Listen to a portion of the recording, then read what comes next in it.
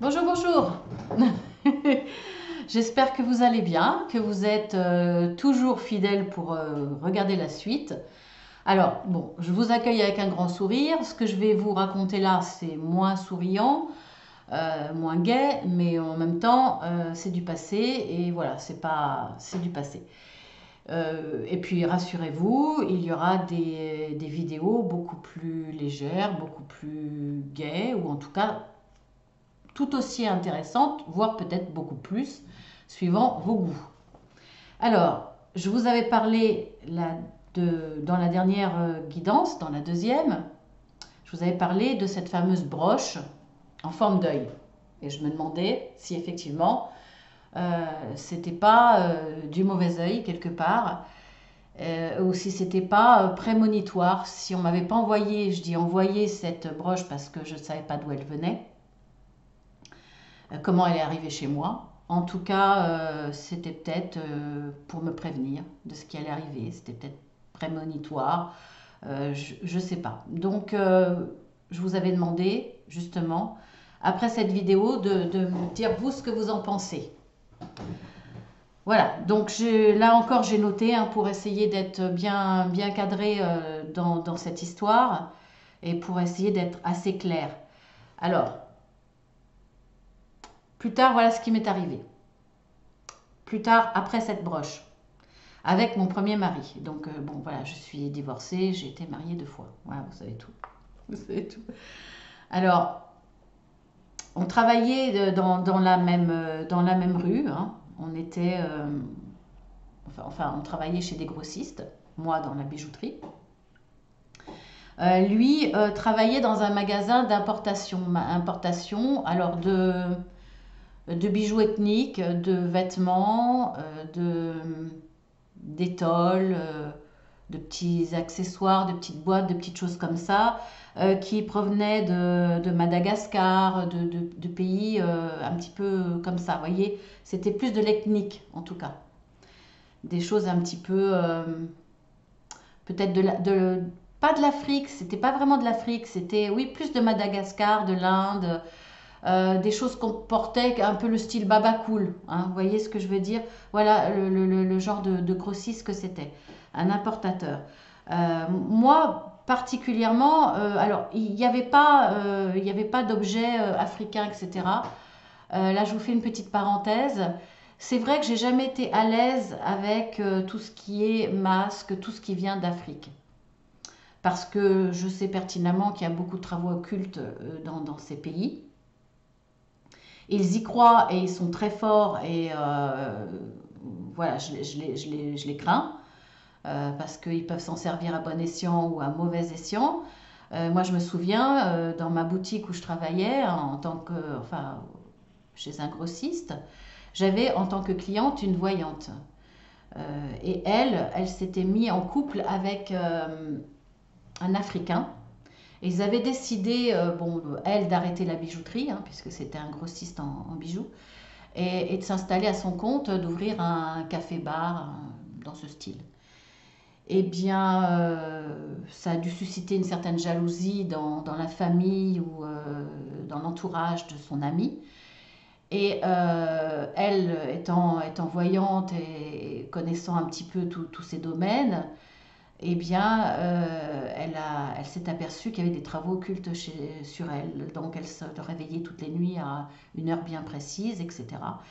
Elle a eu beaucoup de mal à faire face à ça. Hein. Bon, étant donné qu'elle était quand même dans le domaine ésotérique, elle a pu se défendre. Mais c'était pas évident. Donc ça m'étonne pas. Hein. Et c'est pour ça que j'aime pas tout ce qui vient d'Afrique dans les masques, etc. Parce que je me dis toujours, je sais pas dans quelle main c'est passé. Alors c'est pas forcément mauvais, mais j'en ai peur, j'en ai une grande méfiance. Voilà,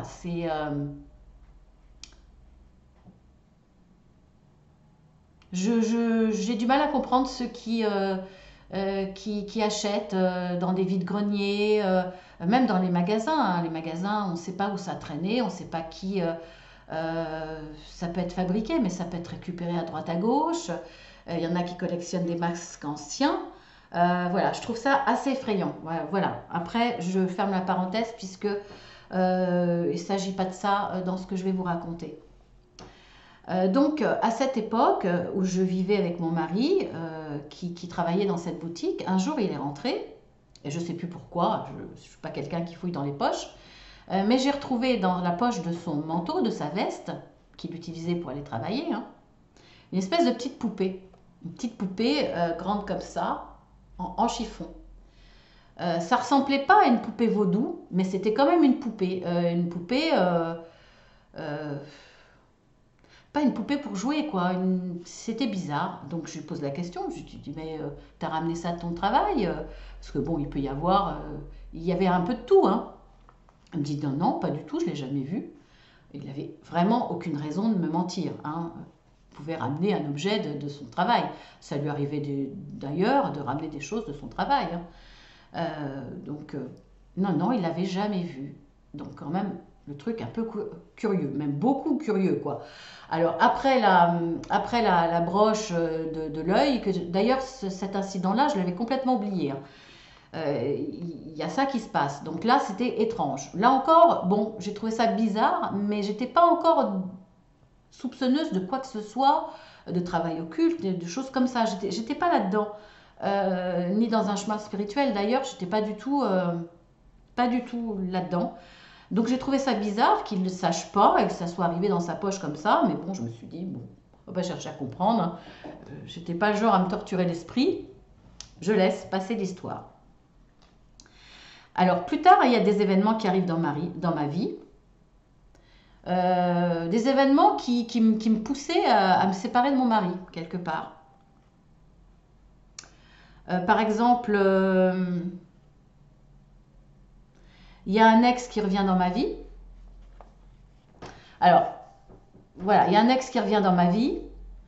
Il y a des choses bizarres qui se passent. Alors, je vais essayer de lire mon truc pour pas... Alors, je vais faire rapide, hein. Il y a eu plusieurs intrusions chez moi parce qu'en fait, j'avais fait des travaux dans ce studio où j'habitais avec mon mari, en attendant de trouver plus grand. J'avais fait des travaux, je l'avais acheté pour louer, pour placer mon argent et en fin de compte, je me suis séparée de cet ex et j'ai vécu dedans. Lui m'avait aidé à faire quelques petits travaux au tout début, hein, mais vraiment des babioles, je crois qu'il était venu qu'une fois. Eh bien, il avait fait le double des clés. Donc, il s'est avéré qu'il venait chez moi régulièrement pour suivre ma vie, hein. C'est comme dans un film ce qui m'est arrivé. Bon, j'ai su après qu'il venait régulièrement, etc. Enfin bon, je vous passe là-dessus, hein.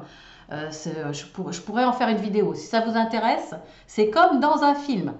Si ça vous intéresse, ben, marquez-le en dessous, hein. Je vous ferai une vidéo là-dessus beaucoup plus tard, hein, vers la fin de mes sujets principaux. Voilà, en tout cas, je vous fais grâce de tous les détails, mais une période qui a été assez difficile. Donc, il y a eu le feu chez moi. Mais avant qu'il y ait eu le feu, il y a eu des coups de fil, il y a eu...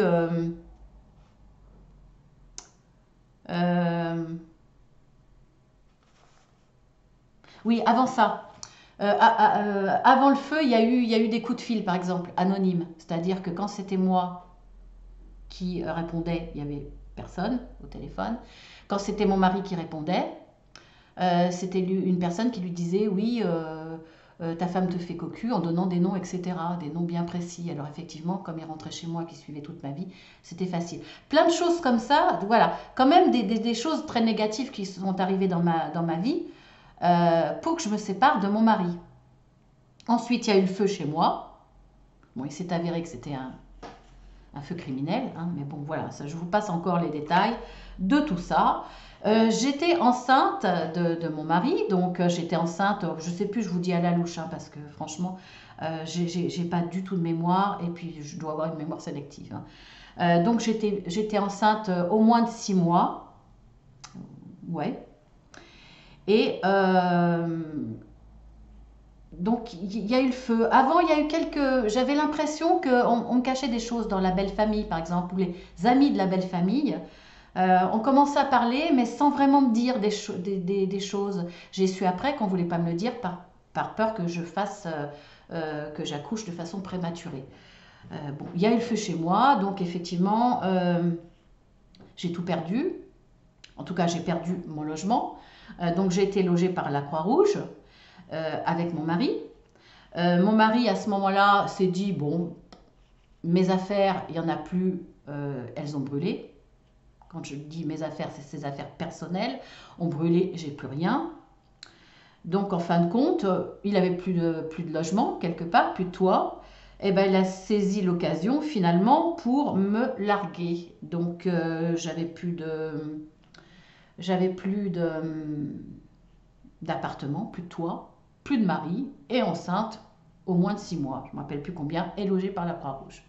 Voilà, donc j'ai appris à ce moment-là qu'effectivement, pas tout de suite, parce que là encore les langues ne se sont pas déliées, je l'ai appris après, un petit peu plus tard, qu'il avait une maîtresse. Moi, entre-temps, bon, j'étais logée par la Croix-Rouge, après, c'est moi qui ai dit que je ne pouvais pas être logée chez ma mère, parce que justement, je me suis dit ça va peut-être faire accélérer les choses pour avoir un appartement plus grand. Et bon, ça n'a pas vraiment été le cas. Là, c'est pareil, je ne vous dirai pas. Voilà. Le maire qui voulait nous presser, nous mettre plus ou moins à la rue de cet hébergement social, parce qu'en fait, c'était une très très grande maison. Ça faisait un peu comme un grand hôtel. Il n'y avait personne, il était vide. Et il trouvait que ça mettait trop de temps pour retaper le studio pour que je reprenne, j'y retourne. Et il m'avait dit qu'il fallait songer quand même à partir parce qu'il y avait des Turcs à loger. Des Turcs qui venaient d'arriver à loger. Voilà, c'est une petite parenthèse. Donc une pression pas agréable, etc. Bref. Après, je me suis rapprochée de chez ma mère puisque je devais accoucher dans une maternité pas loin de chez ma mère. Donc je me suis rapprochée de chez ma mère. Et puis, je continuais à appeler mon mari, qui m'avait laissé tomber, mais bon, c'était quand même le père de mon enfant, donc je voulais garder un lien. Puis j'avais quand même l'espoir qu'il revienne. Franchement, on est con quand on est jeune, mais bon, voilà. Et puis, je lui passais des coups de fil, et un beau jour, je lui passais un coup de fil, et en fait, il était à la Croix-Rouge, dans le logement qu'on nous avait attribué. Donc j'étais très étonnée, parce qu'il pouvait tourner chez ses parents, etc. Et en plus, j'entendais du bruit. Quelqu'un qui parlait. Donc je lui ai posé des questions.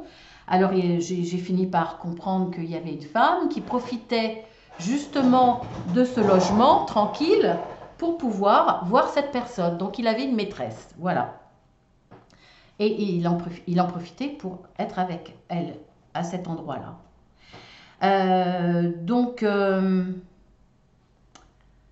Les langues se sont déliées, bien entendu.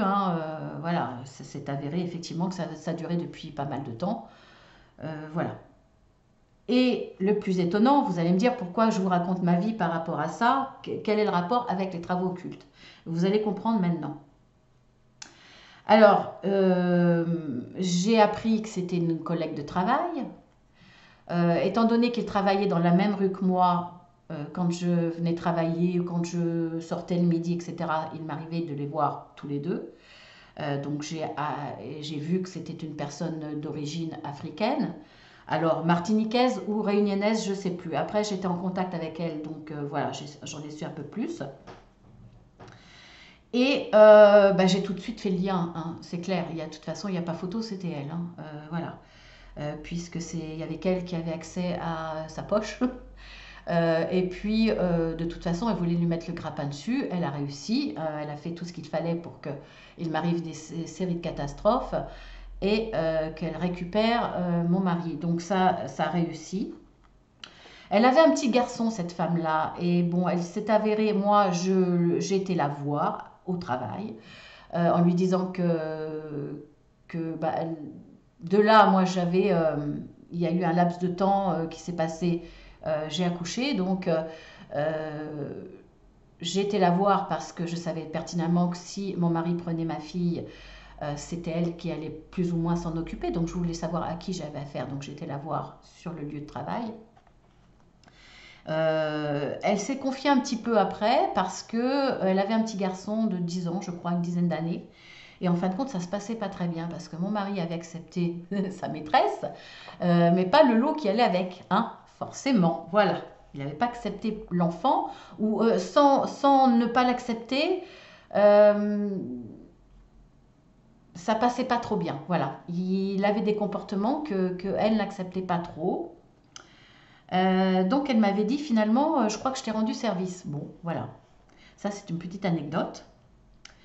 Et puis, bon, ça a continué. Bon, chacun fait sa vie, etc. Un beau jour, il arrive chez moi en ramenant ma fille, en pleurant. Mais en pleurant, alors que c'était quelqu'un de dur de caractère. Il a une vie assez dure. Euh, donc voilà, très très étonnée de le voir comme ça, quoi. Donc je lui demande ce qui se passe. En fin de compte, cette personne l'avait quitté. Donc, retour, retour de manivelle. L'avait quitté du jour au lendemain, mais en plus l'avait quitté pour son meilleur ami, le meilleur ami de mon mari. Ce meilleur ami était marié, père de 3 enfants. Elle l'a tellement retourné, peut-être travaux occultes aussi, qu'il a quitté sa femme et ses 3 enfants. Il est parti avec elle à la Réunion ou Martinique, je ne sais plus, en tout cas dans son pays d'origine, et il a tout laissé derrière. Donc voilà, c'est quand même assez violent. Pour revenir, je ne sais plus combien de temps après, peut-être 1 an après, je ne sais pas, ou peut-être même pas, je ne me rappelle plus. Pour revenir après, parce que ça n'avait pas fonctionné non plus. Donc voilà.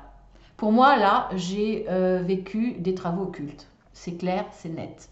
Alors, est-ce que cette broche était le signe avant-coureur? Est-ce que ça vient d'elle? Je ne sais pas. Elle n'avait pas l'occasion de rentrer chez moi et mon mari ne l'avait jamais vue. Donc, je ne comprends pas. Alors, est-ce que c'est un signe justement pour me prévenir de me méfier? Je pense plus à ça. Donc, vous, dites-moi ce que vous en pensez. Parce que je ne vois pas d'autre. C'est bizarre, voilà. Je le ressens comme ça. Alors, je vais vous continuer la petite histoire. Je ne sais pas ce qui a été fait comme travaux occultes. Je ne sais pas ce qui a été dit, comment ça s'est passé. Le retour de manivelle, est-ce qu'elle l'a vécu? Je ne pense pas. Elle a dû se protéger assez bien. Mais en tout cas, il y a eu une continuité d'énergie très très négative, de quelque chose de très mauvais sur mon ex-mari, puisque, bon, après il s'est retrouvé seul, hein, bien entendu. Avant de refaire sa vie, ou peut-être pendant, je ne sais pas trop exactement, moi, je ne connais plus trop sa vie après, j'ai pas trop de détails, mais il s'est avéré que sa mère est décédée, jeune, hein, parce qu'on était jeunes. J'ai eu ma fille à 28 ans, 30. Alors, je ne sais pas, entre mes 30 et 40 ans, c'est arrivé. Donc, sa mère était jeune. Alors, sa mère est décédée. Il était encore jeune, quoi. Elle n'avait pas lieu de décéder. Hein. Elle n'avait pas 60 ans, elle n'avait pas 70 ans. Elle devait avoir la cinquantaine. Son père est décédé peu de temps après. Son frère est décédé peu de temps après. Et lui, il est décédé dans la rue, dans un caniveau. C'est terrible. Moi, j'ai jamais demandé à être vengée ni quoi que ce soit. Hein. Pas du tout. Hein. Mais pas du tout. Donc, est-ce que c'est la continuité du mauvais sort? Est-ce qu'elle a voulu se venger? Je ne sais pas. Mais c'est quand même terrible ce qui lui est arrivé. La femme avec qui il a eu 2 enfants est très très malade. Elle a de très gros problèmes de santé. Voilà. Voilà un petit peu. Donc, à vous de me dire, par rapport à la broche. En tout cas, le mauvais sort, le mauvais œil des travaux occultes, ben, je les ai vécus. Je regrette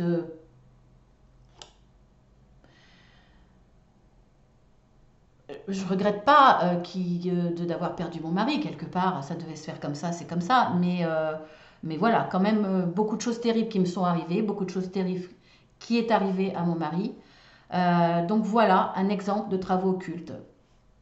J'en ai pas eu conscience tout de suite que c'était des travaux occultes. Alors après, j'ai eu d'autres choses dans ma vie, hein. Mais je pense qu'effectivement, les travaux occultes se sont orienté sur moi au début et certainement après d'autres travaux occultes sur lui. Voilà. Alors, plus tard, je vous parlerai d'autres choses certainement. En tout cas, tout ce qui s'est passé dans ma maison. Là, c'était dans le 93. J'ai vécu 7 ans en Normandie. Et je suis partie ensuite vivre à Nantes pendant 7 ans. Et je vous raconterai d'autres témoignages de ce que j'ai pu vivre à Nantes, dans cette maison. Mais là, c'est pas forcément dû à l'intervention, j'allais dire, de l'homme. Je vais dire, c'était pas forcément dû à l'intervention d'une entité ou de quelque chose ou de travaux occultes ou de choses mauvaises venant de l'homme ou d'une entité. C'est pas forcément. Voilà, on en discutera. Je vous en parlerai.